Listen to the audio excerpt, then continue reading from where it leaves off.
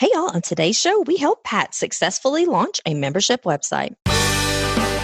Welcome to the Flip Lifestyle Podcast, where life always comes before work. We're your hosts, Shane and Jocelyn Sams. We're a real family that figured out how to make our entire living online. And now, we help other families do the same. Are you ready to flip your life? All right, let's get started. What's going on, everybody? Welcome back to the Flipped Lifestyle Podcast. It is great to be back with you again today. Super excited to help another member of our Flip Your Life community start, build, and grow their own online business. Excited to welcome Pat Eardley to the show today. Pat, welcome to the show. Thanks for having me. We are very excited to talk to you today, and I can't wait to see what is going on with you and your business. But before we get there, let's talk a little bit about your background and what led you to kind of pursue online business. Currently, so maybe I'll back up and tell you background. So I am from Virginia and I live in Charleston, South Carolina. So like the best place on earth, I believe. And I've lived here for about 12 years. And my background professionally is human resources. I've been in HR for a little over 20 years. So mathematically, that means I started when I was about 5 years old. Of course, Of course you did. So I have an HR consultancy. I've had this business for 10 years now. This year makes 10 years, and it's myself, and I have 2 employees. But it's just not scalable. I mean, we truly are trading dollars for hours. I mean, you can say that you're not because, there's some automated components, but it really is trading dollars for hours. So that really made me look into online business. And is there a way to scale it by having an online component to the business? So what exactly is so you own the business, right? So yourself. I do. Right? So you're kind of in the flipped lifestyle, but your business dominates a lot of your time because you are trading those time for dollars, correct? So you're looking to go like the other direction. Let's first of all explain HR, like that's human resources for people who have never been in corporate or, maybe they just don't know that. And what is an HR consultancy? Like, what do you do? I know there's HR people that work in corporations that like handle like human resources and when employees have problems or something like that. But like, what does an HR consultancy do? So what we do is we help small businesses. So typically, if you have less than 100 people, you don't have an HR person on staff. It doesn't make sense to have an HR person full-time or even part-time for that matter. Financially, it doesn't work. So what we do is we help small businesses manage the HR component, which is like, hiring, firing, the onboarding, the offboarding. What happens when, there's bereavement and someone needs an extended amount of time off, or there's an injury at the workplace. Or maybe it's just annual reviews, like doing that on a regularly scheduled basis, a disciplinary action conversation. Those are the type of HR things that, frankly, business owners did not get into business to do. They don't want to manage that stuff.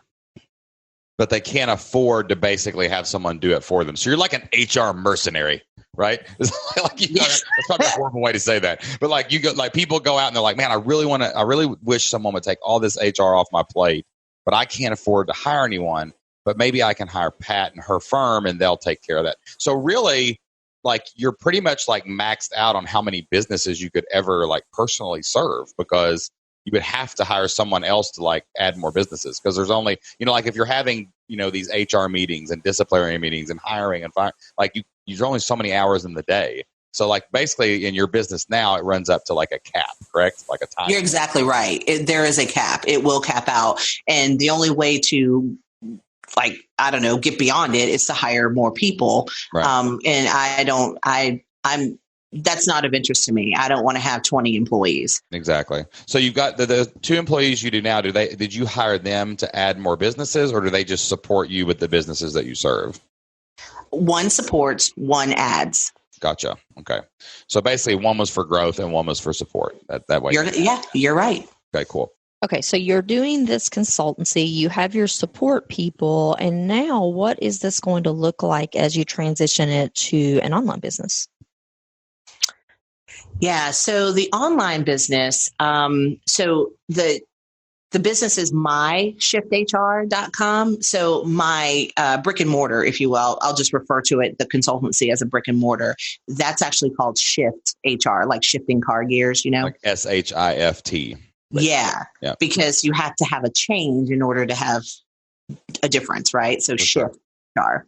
So my Shift HR is the online product. And what that is there is a forum for business owners to be able to ask those questions that they don't necessarily have anyone to talk to about, and they don't want to pay $200 an hour to talk to a lawyer about them. There's also a component where we'll have trainings from other professionals, like maybe it's an insurance person or maybe it's a payroll company, talking about new changes, laws, best practices. And then the heart of it is the HR portal. So the portal will be where they can get forms, documents, policies, procedures. They can write an employee manual. They can write an operations manual, all from this portal. And the portal is a white label. Like it's not mine. But I am a reseller. So that'll be white labeled, and it is already to Shift HR. And, you would be subscribing to that whole thing I just described. And so white labeling basically is someone has made this product, but you get to basically lease it and put your branding on it, your stuff, and people can come in and it looks like all of your stuff. But all of that legal stuff, documents and things like that, come from somewhere else that's already created, correct? You're correct. All right. So this is interesting. So basically there's gaps here, as I'm seeing. So if you don't have 100 employees or more, you're not going to hire an HR person. And then I assume then there's a gap somewhere between 30 and 100 people where you could hire a consultancy. But then maybe people who are 1 to 30, 1 to 50 employees, they want to still do it themselves because they can't afford to hire the consultancy or the HR person. So their goal is just to at least do it as painlessly as possible. They don't want to come up with procedures. They don't want to figure all this stuff out. They just want to go somewhere and say, this is my problem. Where is the solution?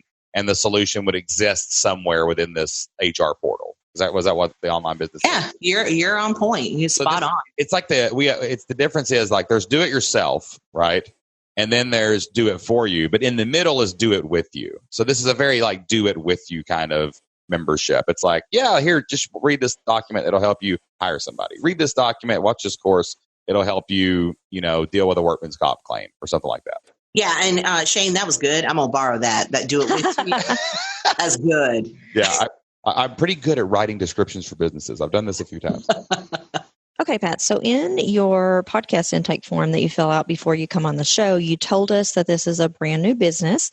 And I'm just wondering, what do you have done so far? I know that you have a website. So tell me a little bit about what is already there. So yes, the website is done. The portal is there.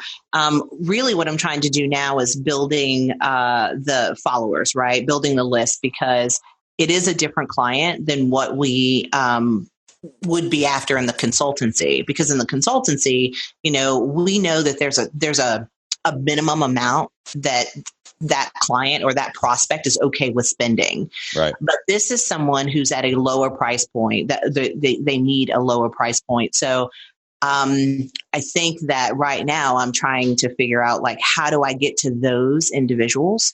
Yeah. How do I target them? And so, I know that you're thinking about membership as far as your product. Do you have anything prepared for that? Is it ready to go? Basically is what I'm asking. Yes. To answer the question, it is ready to go.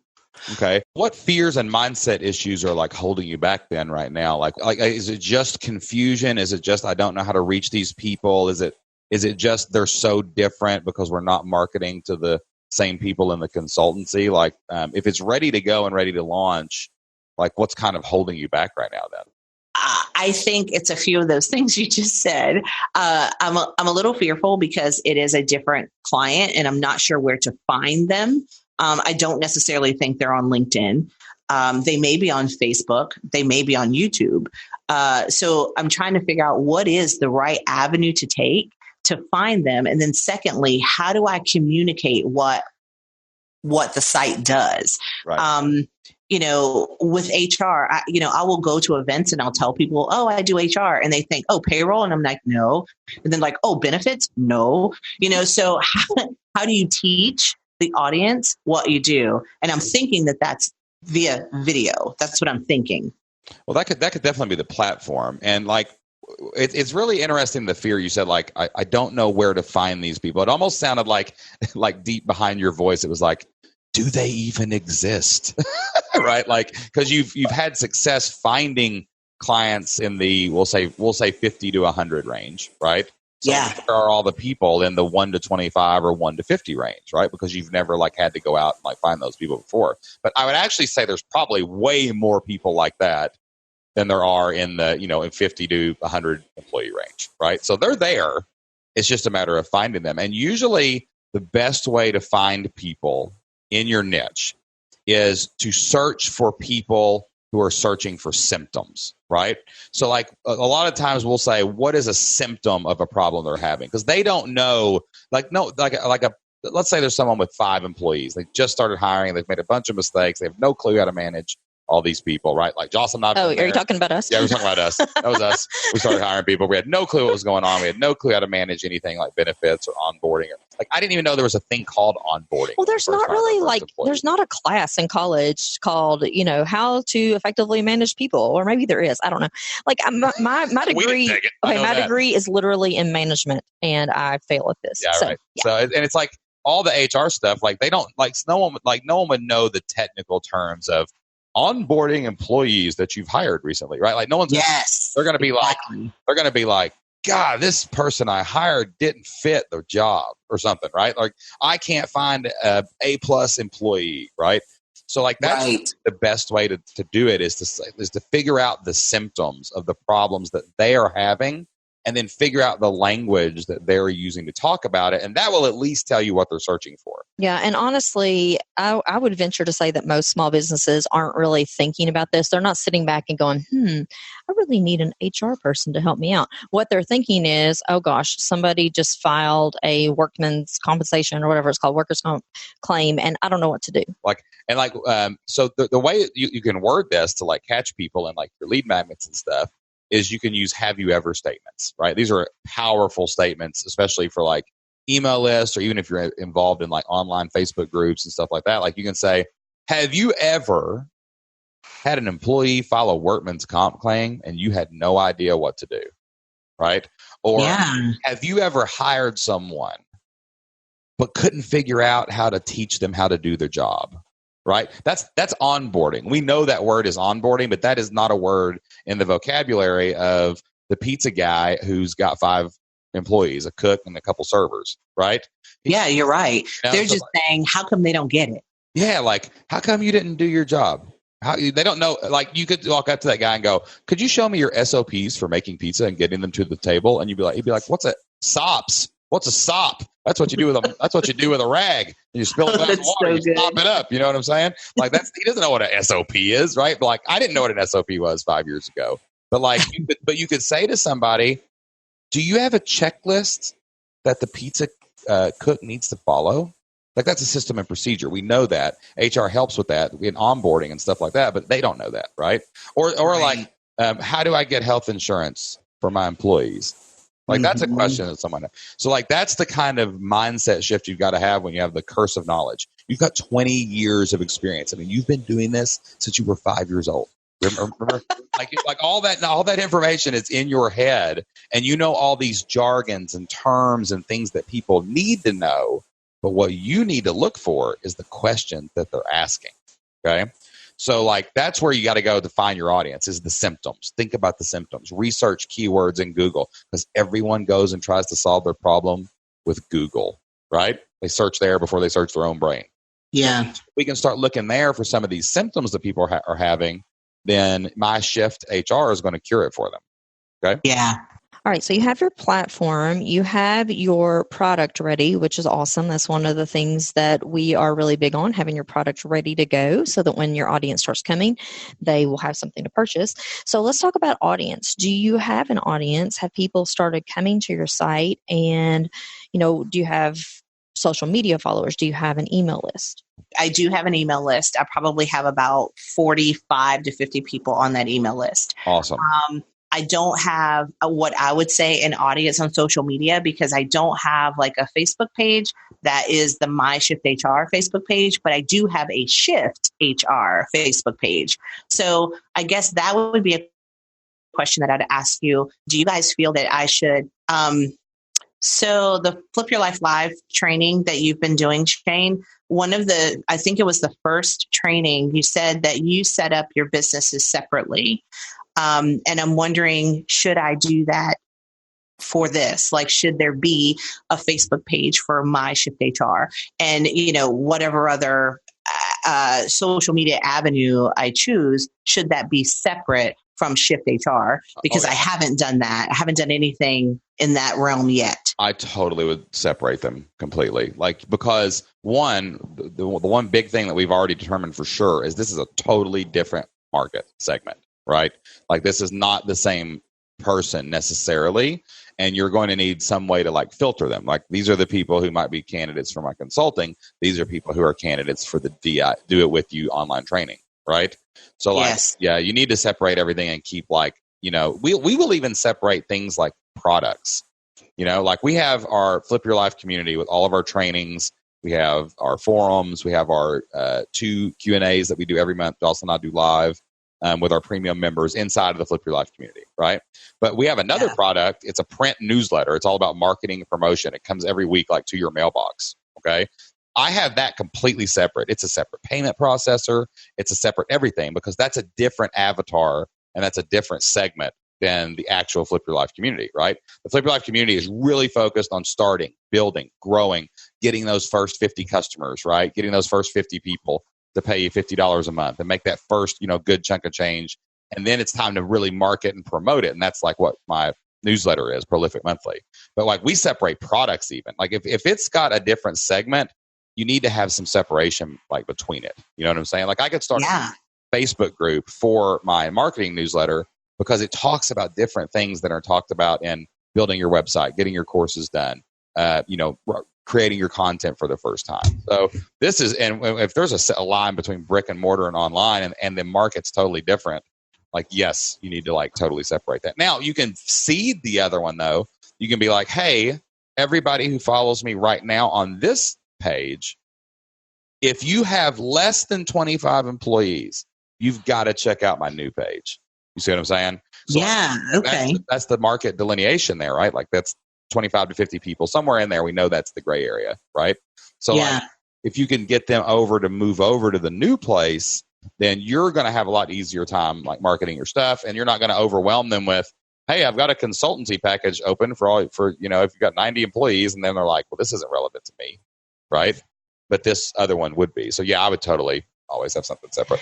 And let's talk a little bit about your content strategy. What are you doing as far as content? Are you blogging? Are you podcasting? Are you doing videos? What does that look like? What I've been doing is Facebook Lives.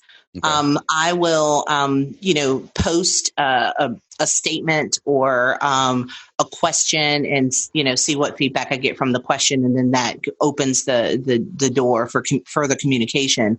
But what I found to be most successful is Facebook Lives. Okay. How many people follow your page right now?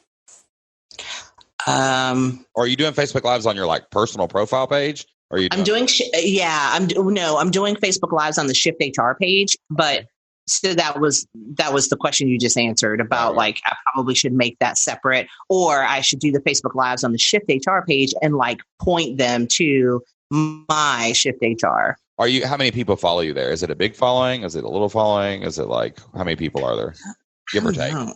Let me 1,300, 1,200. Oh wow, that's really good. That's really, really good. So you got a lot of you could keep doing them there, but here's the problem with building Facebook's platform instead of your own platform. That'll show up in their newsfeed. Maybe you can put some money behind it and boost the Facebook Live so more of your followers see it, right? But really, it just disappears into the nothingness of the social media noise factory. Right? When you're done with it. So you're not getting any Google search traffic out of that. You're not getting any traffic on any other platform. It's just there, which is okay. But I think we need to to build your audience, you're going to have to expand out, and you've got to get search and social traffic. And this is where a lot of people make a mistake, because they'll do one thing and then like they never get found in Google. And they're like, why does no one ever find me? And I'm like, well, because they search for things that you're interested in and you're not there. You're not in the search results. So I wonder if you couldn't even like do your Facebook Live there, right? And then, like you said, for a while, you could start pointing people to your other place. You know what I'm saying? Yeah. Yeah. Or you could start a group. Just say, I've got a group for people who are less than 50 employees, right? And like attach the group to the page. So the page can stay brick and mortar. The group can be kind of your online component or your avatar. But then you could download that video, right? And then upload it to YouTube. And then, then people could find you on YouTube.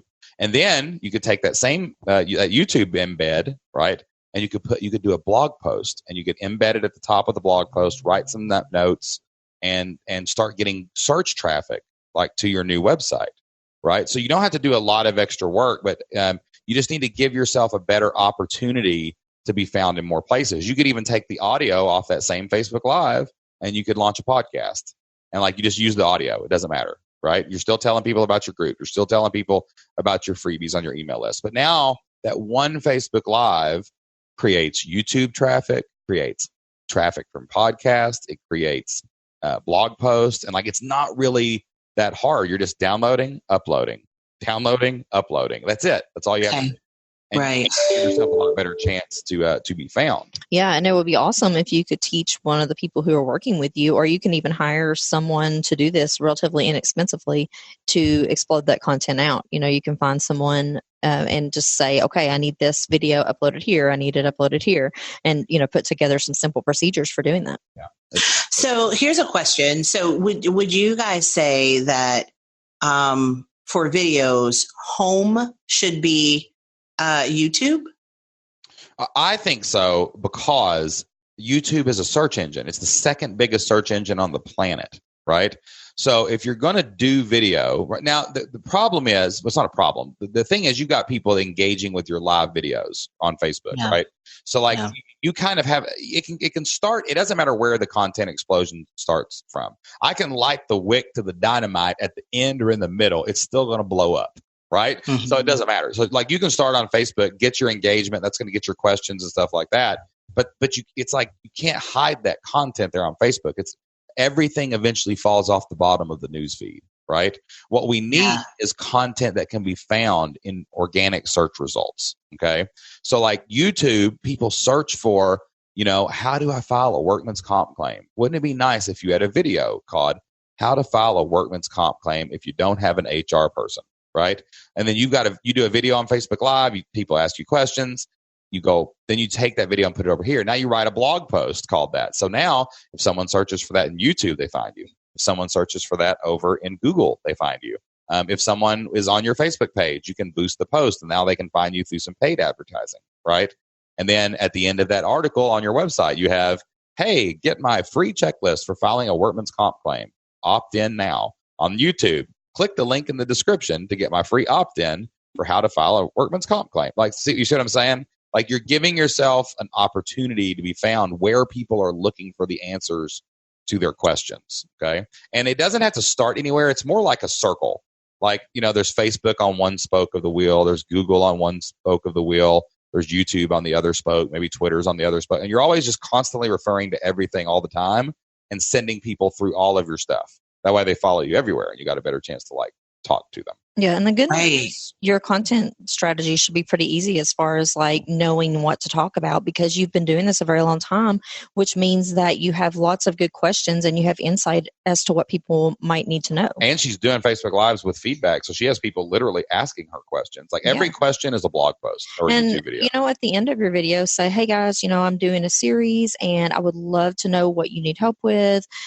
Type your questions in here and I will answer them on a future live video. So let me circle this back around to like why this is important for your launch strategy, because we really want, you've got a product. That's the most important thing. You have a product and some people paying attention to you, right? So like you've got a social media following, you've got a small email list that could definitely be launched right now for beta. Like, hey, this thing's open, go try and buy it, right? Like you could totally ask people to do that right now because the product's ready, right? So as a launch strategy, though, what you have to do is build audience. And you build audience with content. only way you can build an audience online is with content, either your content or participating in other people's content, right? Like if you were to go on an HR podcast and they had people listening, business people listening about HR, that's content you're creating to get in front of new people.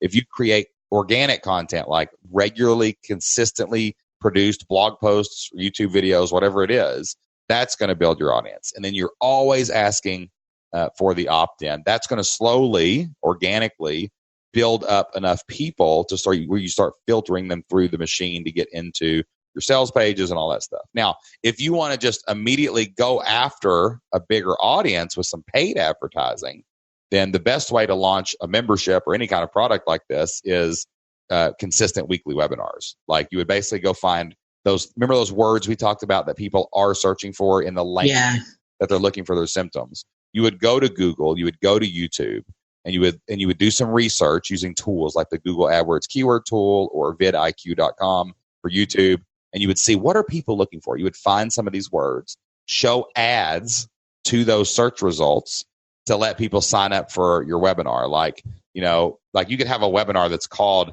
How to Handle Human Resources When You Have Less Than 25 Employees and Can't Afford an HR Professional, right? Something like that, like just really direct. Yeah. And then and that's like an opt-in. So, hey, I'm having a free training this Thursday or Sunday, whatever day you do it. Come sign up for it. I'll send you an email to remind you. They opt in. You do the webinar. You put your thing at the end of it. Okay. So there's your two big strategies that you've got to like flesh out now. You've got to have a prolific and consistent content schedule, right? Where you're repurposing and reusing this on different platforms. That's your organic strategy. And then you've got to have a paid strategy. And the best way to do it when you got a product is just buy traffic to your opt-in page, get them to a webinar, and pitch it live. We'll do it live. If you do it live, you're much more likely to sell a few people in. But you also right now need to send an email to those 42 people and say, the doors are open. Come to the grand opening. This is going to be XX dollars, but I'm only going to charge you X dollars if you join now for a beta. Come in and break stuff. See what happens, right? Yeah, right. You got an email list, and I would do a Facebook Live launch. Like I would hype it up. Like I'm gonna do a Sunday night Facebook Live launch. Like you've got 1,300 people. I bet all 1,300 of those people are not consulting candidates. I would say some percentage of those people that follow you right now are definitely in this target market, right? 1 to 50 employees, let's say. Yeah, right. So you need to do a Facebook Live and open the door. You need to send an email and open the door. And let people know that you have something for sale because someone might buy it. You just have to ask them to buy it right now. Mm-hmm. Okay, Pat. This might seem a little bit overwhelming, right? So what are you thinking right now? Well, there's a ton of information, but it's good information. So the question that that popped up in my mind when, Shane, you were talking about doing a Facebook Live and then uploading that to YouTube and then turning that into a blog. Should blogs be separate from your membership site? Should they be a separate URL altogether? Not really. I mean, no, it's just like your web. No, you just blog on your website. You know what I'm saying? Okay. You're just creating content. You need organic content to go to your website. You need search traffic, right?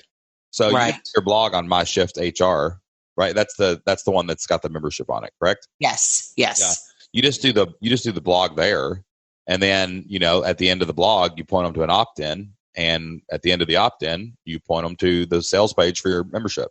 Okay, that's great. I knew that you could do blogs for a typical website, but I just didn't know if that same rule would apply for a membership site. So thanks. Well, what platform are you using on it? Like where is it hosted on a WordPress website? Like what? Yes, it is. WordPress. Yeah, you can just go make posts and they'll appear organically in the background. Yeah. So I think what maybe you're trying to ask is, should the membership site be separate from your website? Is that kind of what you're saying? No, okay, so Shift HR is a separate website, and that does have a blog on it. But I didn't know if you should, like what the rule was for putting a blog on a membership site. Like, there's no rules. There's no rules. Yeah. You're like, there's no rules. No, there's no rules. We just make up the rules as we go. Basically, here's the deal. If you don't blog weekly at least, or if you don't do something on your website weekly, nobody's ever going to find your website.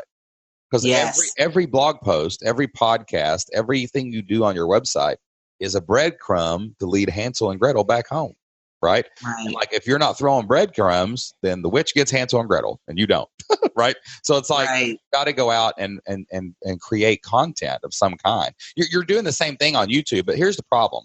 Like, if you ever look up and you say, I'm building someone else's platform, not mine, then you don't control your platform. Like, you can make your YouTube channel, and it's very unlikely, but what if they shut your YouTube channel down?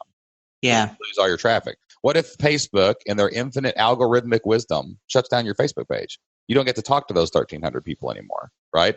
So like you know, you just never know what's going to happen with that stuff, but you do know what's going to happen on your website.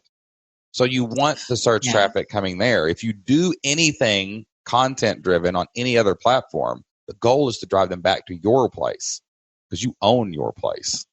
So like you have to create content there. You know what I'm saying? And the only gray area is what content's free and what content's not.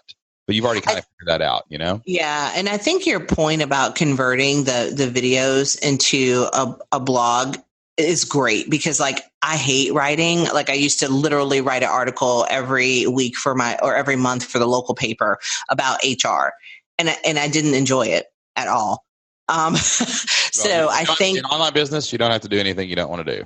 Yeah. That's the awesome thing about it is like you can build it whatever way you want to. So if you really, really love speaking and doing video, then find a way to make it work to take it to other platforms. Okay, Pat. Well, it has been so much fun talking to you today, and I can't wait to see what happens next in your business. So before we go, we always like to ask our guest, what is one thing that you plan to take action on in the next little bit based on what we talked about today? Well, I think that what I need to take action on is definitely getting more content out there. It's pretty overwhelming. And I know like this is you guys' every day, but for a newbie, I'm like, oh my gosh, there's so much to do. But I think, you know, just simplifying one and then figuring out like, okay, just start with content and then you can convert this to that. And then you can convert that to that. You know, it's really not as hard as it seems.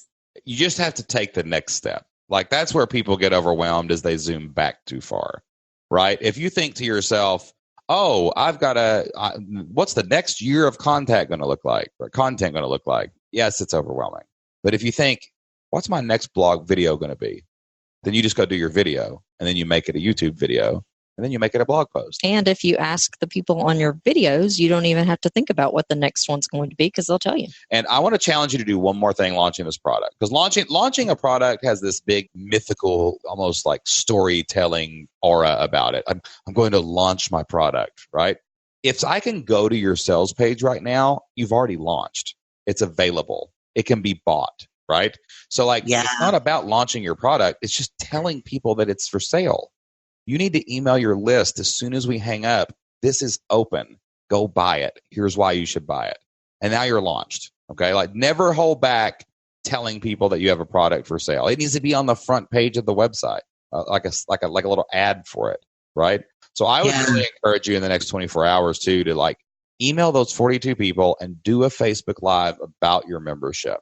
Tell people about it. You never know. There might be 10 people there begging to give you your money. Okay. Yeah, thank you. All right, guys, that wraps up another great talk with one of our Flip Your Life community members. I cannot wait to see what happens next as Pat launches her business. If you need help launching your very own online business, Jocelyn and I would love to help you do it inside of the Flip Your Life community. All you have to do to learn more about our community is go to flippedlifestyle.com/flipyourlife. We have all the training you need to get started with your online business. We've got all the community support you need to hold you accountable and help you take your next steps. And Jocelyn and I will be there to help you all along the way. Go to flippedlifestyle.com/flipyourlife. And who knows, you may be on a future episode of the Flipped Lifestyle Podcast. We are about out of time, but before we go, we love to close every episode of the Flipped Lifestyle Podcast with a Bible verse. Jocelyn and I get a lot of our inspiration and motivation from the Bible, and we love to share these verses with you guys so you can get that too. And we're super excited because today our guest, Pat, has a Bible verse that is special to her. So, Pat, take it away. Well, the Bible verse that I want to share is Jeremiah 17:7-8. And most people have heard the first part of this verse, but, I don't know if anybody out there is like me, but sometimes I struggle with fear. And this verse has become my life verse to help me to not struggle with fear. So it says, "Blessed is the man who trusts in the Lord and whose trust is in the Lord, for he will be like a tree planted by the water that extends its roots by the stream and will not fear when heat comes, but its leaves will be green, and it will not be anxious in a year of drought, nor cease to yield fruit." So when life gets hard, sometimes we want to just kind of recoil and not fight, but this verse helps us to know that God's got it, and we just need to be strong and fight through it. Ooh, I got chills. Wow, what an amazing Bible verse that Pat shared there, guys. Look, it's really important in your life, in your business, to plant those deep roots, get through all those anxious times, because there is great hope and awesome stuff on the other side of those trials, those tribulations, those hard things, those overwhelming things that we all have to fight through on a daily basis. And what a great reminder it is to get through that stuff. That's all the time we have this week, guys. Thanks for listening. Until next time, get out there, take action, and do whatever it takes to flip your life. We'll see you then. Bye.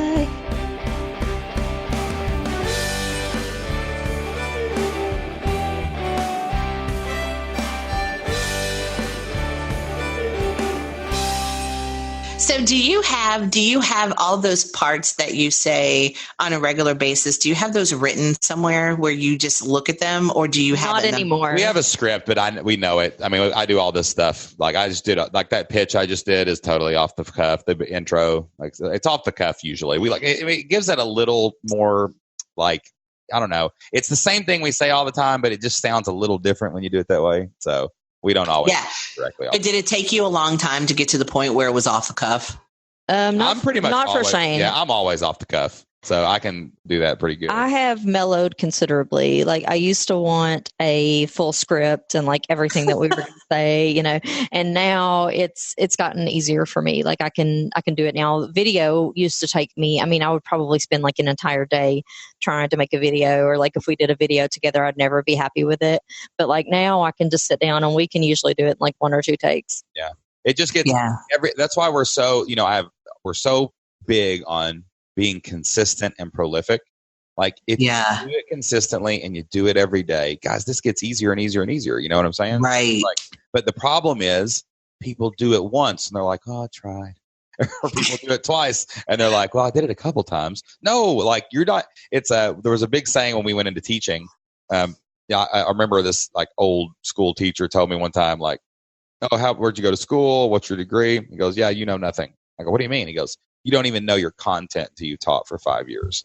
And I'm like, that dude was right. You know what I'm saying? I didn't understand. But you're probably mad. Oh, I was mad, didn't like it. Yeah. I didn't understand it until I did it. And I realized, when I first started teaching, I didn't know history.